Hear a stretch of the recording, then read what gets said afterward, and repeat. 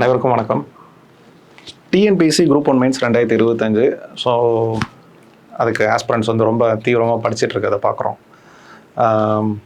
இப்போ நம்ம இன்ஸ்டியூட்டில் என்ன பண்ணியிருக்காங்க அப்படின்னா, ஏற்கனவே 18 டெஸ்ட்டு முடிஞ்சிருச்சு.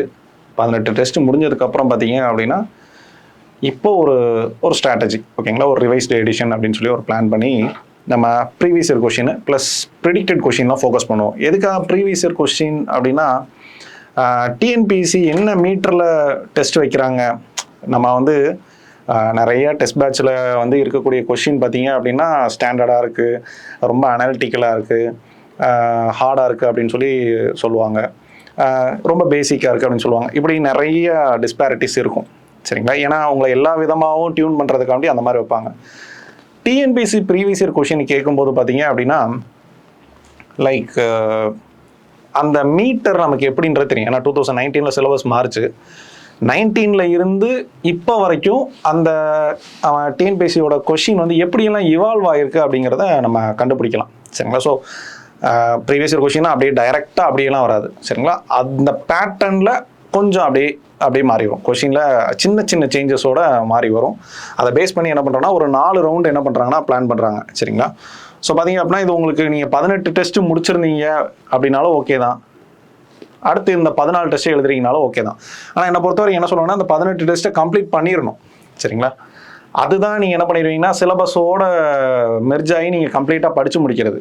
இந்த 14 டெஸ்ட்டுங்கிறது என்ன அப்படின்னா, ஒரு எனர்ஜி பூஸ்டர் மாதிரி, சரிங்களா. ஸோ இது வந்து நம்ம அடுத்த கட்டத்துக்கு நம்ம எப்படி கொண்டு வந்திருக்கோம், நம்ம இவ்வளோ நாள் படித்ததை இங்கே இம்ப்ளிமெண்ட் பண்ணி பார்க்கறதுக்கான ஒரு வாய்ப்பு இருக்குது. இது மொத்தம் பார்த்தீங்கன்னா ஒரு 14 டெஸ்ட்டு கொண்ட ஒரு சீரிஸ் வருது. உங்களுக்கு old student plus new aspirant 2 பேருமே என்ன பண்ணலாம் அப்படின்னா எழுதலாம், உங்களுக்கு யூஸ்ஃபுல்லாக இருக்கும். நான் என்ன சொல்லுவேன்னா, இதை ஸ்கிப் பண்ணிட்டுலாம் இதை எழுத வேண்டாம், இதையும் எழுதி முடிக்கணும், இதையும் எழுதி முடிக்கணும். உங்களுக்கு எப்படி பார்த்தாலும் 32 டெஸ்ட் தான் வருது, ஓகேங்களா. ஸோ பாருங்கள், 11 ஃபுல் டெஸ்ட்டு, இது எல்லாமே ஸ்பாட் டெஸ்ட்டு, சரிங்களா. ஸ்பாட் டெஸ்ட் அப்படிங்கும்போது அந்த கொஸ்டின் என்ன அப்படிங்கிறத வச்சு நீங்கள் அங்கே என்ன யோசிப்பீங்க அப்படிங்கிறது. 11 டெஸ்ட்டு ஸ்பாட் டெஸ்ட் அப்படிங்கும்போது உங்களுக்கு இதில் ஒரு பெரிய அட்வான்டேஜ் இருக்குது. என்ன அப்படின்னா, நீங்கள் இதுக்கு நல்லா பழகிடுவீங்க. அங்கே நம்ம போர்டு எக்ஸாம் எழுதும்போது பார்த்தீங்க அப்படின்னா நமக்கு அது ஒரு பெரிய பிரச்சனையெல்லாம் தெரியாது. அந்த பரீட்சை காலையில் ஒரு பதட்டம் இருக்கும், அதெல்லாம் இருக்காது. எப்படி கேட்டாலும் நம்ம எழுதுவோம் அப்படிங்கிற ஒரு மனநிலைக்கு வந்துடுவீங்க, ஓகேங்களா. அதுமாரி 3 யூனிட் டெஸ்ட், இது வந்து பேப்பர் 2. எதுக்காக இந்த பேப்பர் 2 அப்படின்னா, ஆக்சுவலாக பார்த்தீங்கன்னா நமக்கு ப்ரிலிம்ஸ் ரிசல்ட் வரதுக்கு முன்னாடியே இந்த டெஸ்ட் பேட்ச் ஆரம்பிச்சிருந்தோம், சரிங்களா. ஸோ நிறைய பேர் பார்த்தீங்கன்னா அதுக்கு முன்னாடியே இந்த பேப்பர் 2 முடிச்சு, பேப்பர் 3 முடிச்சு, பேப்பர் 4 என்ன பண்ணாங்கன்னா முடிச்சிட்டாங்க. இப்போ 2.0 அப்படின்னு சொல்லி ஒன்று ஆரம்பிச்சோம், 3.0 அப்படின்னு சொல்லி ஒன்று ஆரம்பித்தோம். ஏன்னா 2.0ங்கிறது ரிசல்ட் வந்ததுக்கப்புறம் ஆரம்பித்தோம், 3.0ங்கிறது இந்த குரூப் 2 முடிச்சதுக்கப்புறம் ஆரம்பித்தோம். ஆக்சுவலாக இந்த பேப்பர் 2ங்கிறது பார்த்தீங்கன்னா ஸ்கோரிங் பேப்பர். இதில் ஸ்கோர் பண்ணலைன்னா வந்து வேறு எதுலையுமே ஸ்கோர் பண்ண முடியாது. அதனால் இந்த ஸ்கோரிங் பேப்பருக்கு என்ன பண்ணுறோம் அப்படின்னா, ஒரு 3 யூனிட் டெஸ்ட்டு நல்லா எஃபெக்டிவாக வச்சு விட்றோம். ஏன்னா இது வந்து 2 பேருமே எழுதுங்க, யாருனாலும் எழுதுங்க. 2.0 3.0 2 பேருமே இம்ப்ளிமெண்ட் ஆனவங்க என்ன பண்ணுங்க, 2 பேருமே அட்மிஷன் போட்டவங்க என்ன பண்ணுங்கன்னா இதை எழுதிக்கிங்க, ஓகேங்களா. 3 யூனிட் டெஸ்ட் அப்படிங்கிறது. இதுக்கு வந்து என்ன பண்ணுறாங்க அப்படின்னா, சிம்பிளிஃபை நோட்ஸ், அதாவது 1 பேஜ் நோட்ஸ் அப்படின்ட்டு ஒரு கான்செப்ட் A5 சைஸில் இருக்கும், சரிங்களா. 9 யூனிட்டுக்கும் இது வந்து எப்படி இருக்கும் அப்படின்னா, நம்ம புக்கோட ஜிஸ்ட் மாதிரி இருக்கும், ஜஸ்ட் ஃப்ளாஷ் கார்ட்ஸ் மாதிரி. அந்த பேஜில் இருக்கக்கூடிய சாராம்சம் என்ன இருக்குமோ அது அப்படியே அந்த பேஜில் வந்திருக்கும். ஜஸ்ட் கீவேர்ட்ஸாக இருக்கும். இது எதுக்குன்னா, நீங்கள் ஈஸியாக ரிமெம்பர் பண்ணிக்கலாம், ஷார்ட்கட் வச்சுக்கலாம். ஒரு டாபிக் நீங்கள் படிக்காமல் போனீங்கன்னா கூட அதில் இருக்கக்கூடிய டெக்னிக்கல், நான் சொல்லுவேன், ஆத்தென்டிகேட்டட் வேர்ட்ஸ் அப்படிங்கிறது ரொம்ப முக்கியம் அப்படிங்கிறது.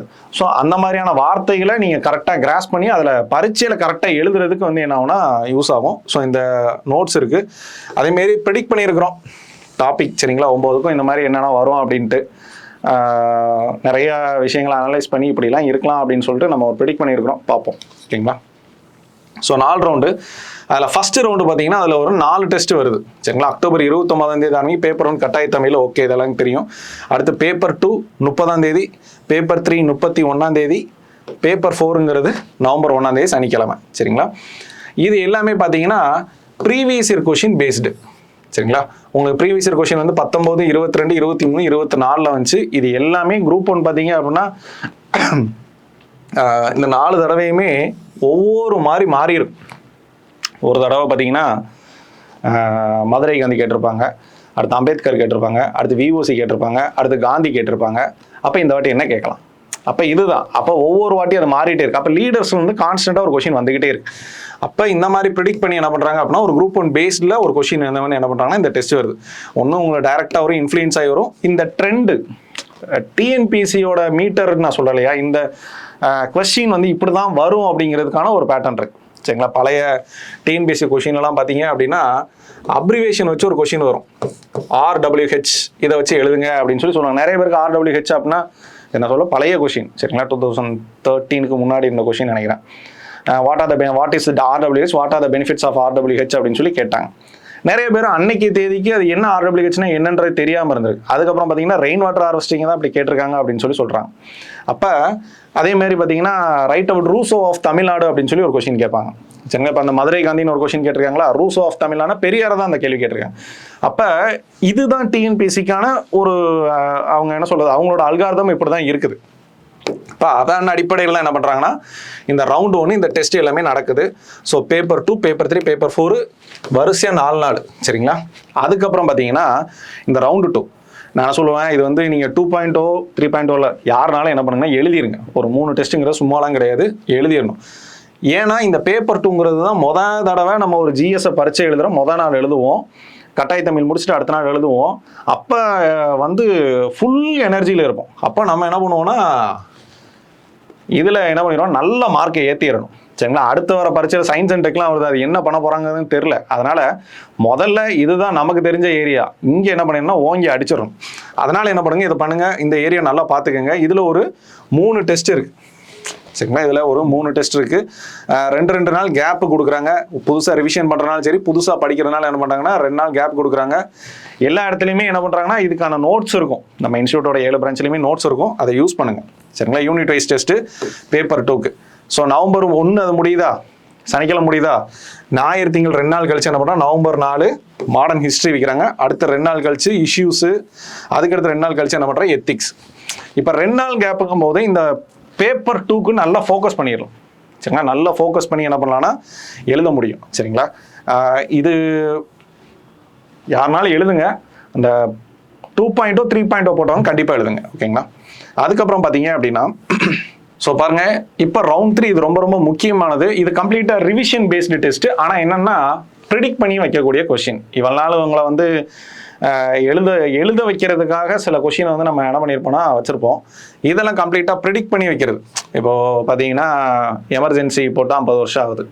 ஸோ எமர்ஜென்சி பேஸ்டு கொஷின் வரலாம். வைஸ் பிரசிடெண்ட்டாக எலெக்ட் பண்ணியிருக்கிறாங்க. ஃபஸ்ட்டு ராக்கெட்டை லான்ச் பண்ணி 50 வருஷம் ஆகுது. சரிங்களா? ஸோ அப்போ இஸ்ரோ பேஸ் பண்ணி கொஷின் வரலாம்.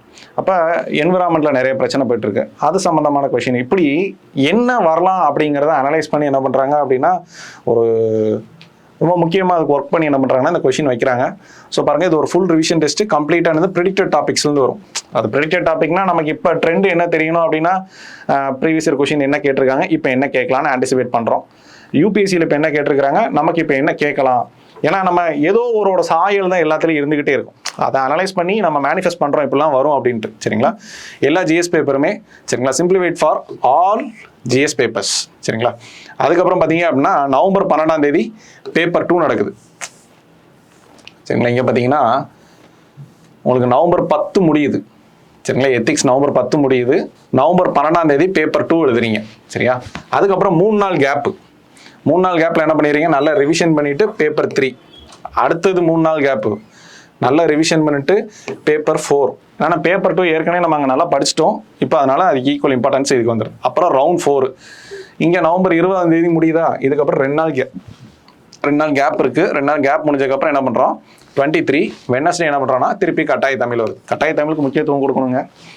அதுக்கப்புறம் பார்த்தீங்கன்னா பேப்பர் 2, பேப்பர் 3, பேப்பர் 4 வரிசையாக இருக்குது. மண்டே வருது. அப்புறம் ஒரு 4 நாள் கேப்பு. அப்புறம் மெயின்ஸ் போவீங்க. ஆக்சுவலாக எதுக்காக கண்டினியூஸாக எழுதிக்கிட்டே இருக்கிறோம் அப்படின்னா நமக்கு வந்து அங்கே போகும்போது எழுதுறது ஒரு பிரச்சனையே இருக்கக்கூடாது ஃபஸ்ட்டு. 2வது பேப்பர் கம்ப்ளீட் பண்ணிட்டு வந்துடணும். 3வது சரியாக எழுதுகிறோமா, கேட்டிருக்க கொஷினுக்கு நம்ம கரெக்டான வார்த்தைகளை போட்டு எழுதுகிறோமா அப்படின்ட்டு.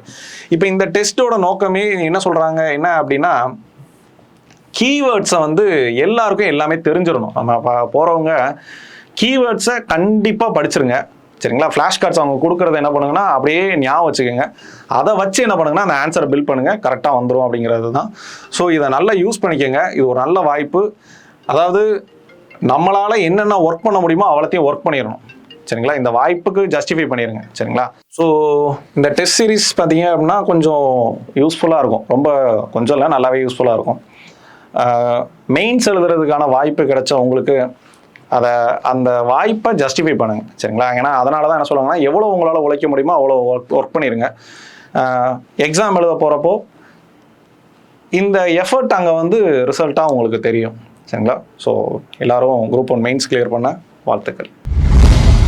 சுரேஷ் IAS அகாடமி, வெற்றியின் முகவரி.